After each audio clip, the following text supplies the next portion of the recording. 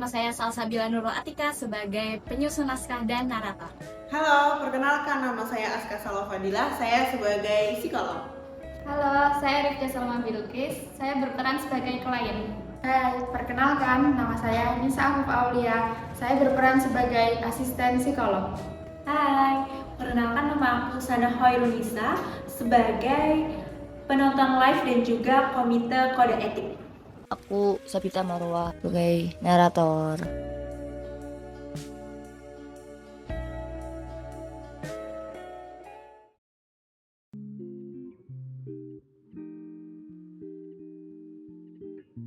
Buat kamu yang masih mikir kalau hubungan itu dijalanin aja, dengar, kamu salah.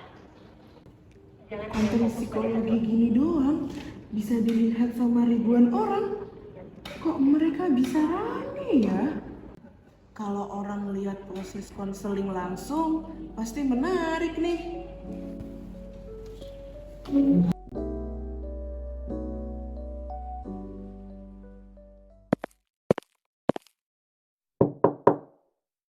Silakan masuk.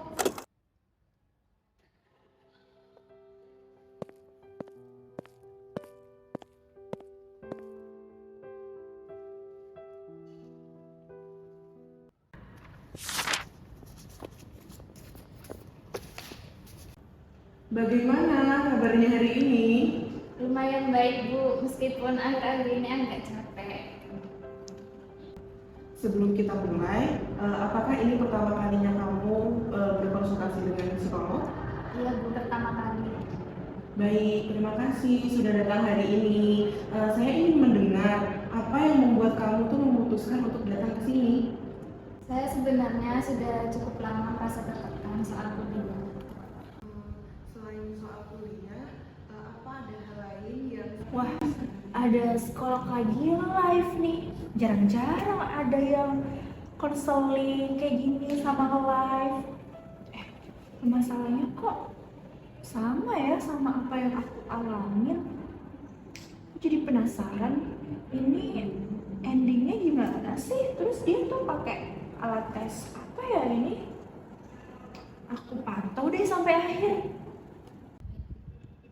Selanjutnya, saya ingin meminta kamu untuk mengerjakan tes ini ya.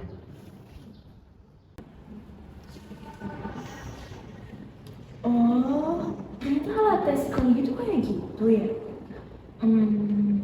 Aku screenshot aja deh, biar tahu. Siapa tahu nanti aku butuh.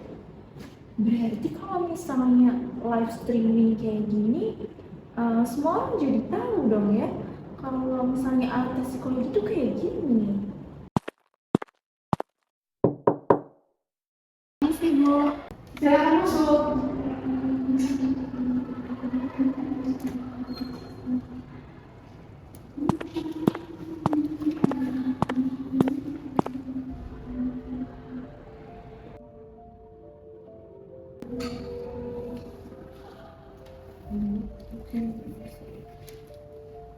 Bu, itu lagi live. Iya, Apa kliennya tahu kalau ibu lagi live? tidak. Nah Bu, tapi itu kan bisa melanggar kode etik psikologi. Pak Ibu tidak takut kena bahaya juga loh Bu, nanti kalau alat tesnya kesebar ke orang yang tidak paham itu. Saya takut nanti ada yang menyebarkan isi tes itu. Nanti aja. Tapi Bu, waktu kuliah kita diajarkan kalau alat tes itu harus dijaga kerahasiaannya. Kalau banyak orang yang melihat atau menyimpan isi tesnya, nanti fungsi tesnya bisa berkurang. Belum lagi kalau data klien itu juga terdengar oleh banyak orang. Kamu itu terlalu khawatir. Saya bukan khawatir Bu, saya takut nanti kliennya ngerasa privasinya dilanggar. Saya juga takut itu nanti berdampak ke ibu sendiri. Sudah, saya tahu apa yang saya lakukan. Baik Bu.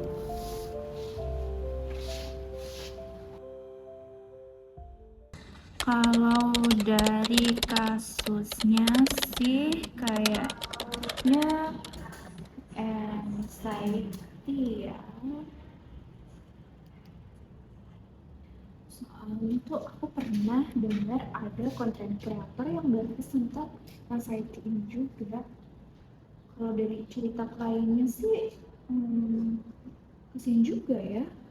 Psikologi tuh seharusnya udah tahu dong ya analisis kasusnya tuh gimana. Duh, aku jadi kepo deh sampai akhir nanti psikolognya ngasih tahu apa enggak ya di live ini. Jadinya tuh gimana analisis kasusnya dari kliennya dia itu.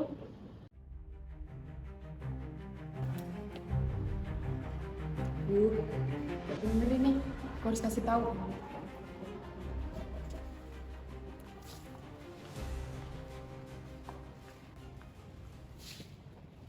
Duh, Bu, apa nggak dimatiin sekarang aja itu? Bahaya loh, Bu, yang nonton udah banyak, apa Ibu nggak takut kena pasal? Saya serius, Bu. Kalau ada yang ngelapor bagaimana? Nanti yang kena bukan cuma Ibu, tapi tempat praktik ini juga. Tidak akan ada yang tahu. Tapi Bu, klien itu berhak tahu kalau ini sedang direkam dan sedang live. Dan orang-orang mulai menebak-nebak kondisi psikologis klien loh, itu kan bukan kewenangan mereka. Sudah, kamu lanjut saja pekerjaan kamu ya.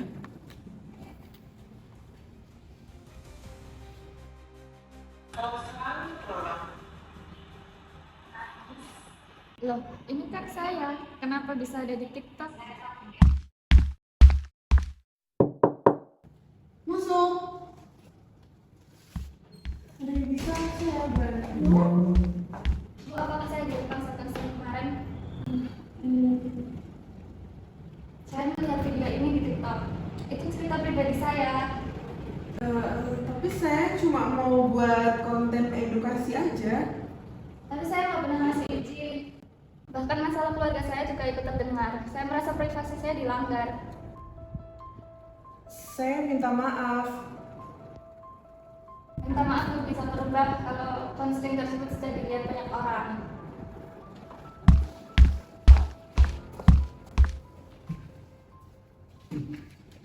Oke, apakah benar Anda melakukan secara langsung selama proses layanan psikologi berlangsung? Benar. Terus kemudian apa alasan Anda melakukan siaran langsung tersebut? Awalnya saya berpikir kalau saya membuat siaran langsung secara langsung itu bisa langsung membuat edukasi kepada masyarakat secara langsung. Terus kemudian apa tujuan edukasi tersebut menggunakan dibukanya informasi pribadi klien kepada publik? Tidak. Jika tidak, apakah Anda meminta persetujuan kepada klien sebelum melakukan perekaman atau siaran langsung yang Anda lakukan? Tidak. Kemudian, apakah alat tes psikologi diperlihatkan selama Anda melakukan siaran langsung tersebut? Iya. Nah, kalau alat tes psikologi tersebut diperlihatkan, apakah Anda mengetahui bahwa alat tes psikologi itu harus dijaga kerahasiaannya? Iya. Lalu kenapa alat tes tersebut tetap Anda tampilkan di depan publik? Pada saat itu saya nggak memikirkan bagaimana dampak ke depannya. Jika Anda tidak memikirkan hal tersebut, di sini kami menemukan adanya penonton yang sudah menyimpan gambar alat tes dan memberikan penafsiran kepada kondisi klien tersebut. Apakah Anda mengetahui hal tersebut? Iya, saya mengetahui. Kemudian, apakah Anda menghentikan atau mengoreksi hal tersebut? Tidak. Jadi, Anda membiarkan masyarakat yang tidak memiliki kompetensi memberikan interpretasi psikologis kepada klien? Iya. Oke, kemudian Anda sebagai asisten psikolog, apakah saudari sempat mengingatkan kepada psikolog? Ya, saya sudah melihat ada siaran yang sedang berlangsung. Lalu saya bertanya apakah klien mengetahui bahwa proses ini disiarkan di live. Kemudian saya juga sudah mengingatkan bahwa sebaiknya proses asesmen dan tes ini tidak dipertontonkan kepada publik. Lalu setelah Anda mengingatkan tersebut, dan bagaimana respon dari psikolog? Beliau bilang katanya tidak perlu khawatir dan tetap melanjutkan siaran tersebut. Baik. Oke, selanjutnya Anda sebagai klien, bagaimana perasaan saudari ketika mengetahui adanya siaran langsung tersebut? Saya merasa sangat kecewa. Saya datang bukan untuk dipertontonkan banyak orang. Saya hanya ingin mencari bantuan profesional. Saya merasa privasi saya dilanggar. Oke, jadi keputusannya setelah saya mendengarkan dari ketiga belah pihak ini, berdasarkan pemeriksaan yang telah dilakukan, saudari telah melanggar pasal 67 ayat 1 Kode Etik Psikologi Indonesia yang mewajibkan psikolog menjaga keamanan instrumen atau alat tes psikologi, data asesmen psikologi, dan hasil asesmen psikologi. Nah, selain itu, saudari juga melanggar pasal 19 ayat 2 huruf B karena tidak mencegah pihak yang tidak memiliki kompetensi dan kewenangan memberikan layanan maupun interpretasi psikologi. Pasal 67 menjaga alat data dan hasil asesmen ayat 1, yakni psikologi dan atau ilmu psikologi wajib menjaga kelengkapan dan keamanan instrumen atau alat tes psikologi, data asesmen psikologi, dan hasil asesmen psikologi sesuai dengan kewenangan dan sistem pendidikan yang berlaku, aturan hukum dan kewajiban yang telah tertuang dalam kode etik ini. Pasal 19 ayat 2B menyatakan bahwa psikologi dan atau ilmu psikologi wajib mencegah dilakukannya pemberian layanan psikologi oleh orang atau pihak lain yang tidak memiliki kompetensi dan kewenangan. Di era digital, media sosial memanglah menjadi sarana edukasi yang bermanfaat. Namun, bagi seorang psikolog, popularitas dan jumlah penonton tidak boleh mengalahkan tanggung jawab profesional terhadap klien. Kerahasiaan klien merupakan salah satu bentuk penghormatan terhadap privasi dan kepercayaan yang telah diberikan kepada psikolog. Psikolog juga memiliki kewajiban untuk menjaga keamanan alat tes, data asesmen, serta hasil asesmen psikologi agar tidak disalahgunakan oleh pihak yang tidak memiliki kompetensi dan kewenangan.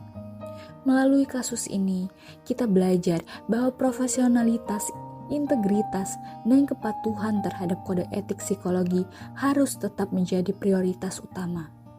Bahkan di tengah perkembangan media sosial yang semakin pesat.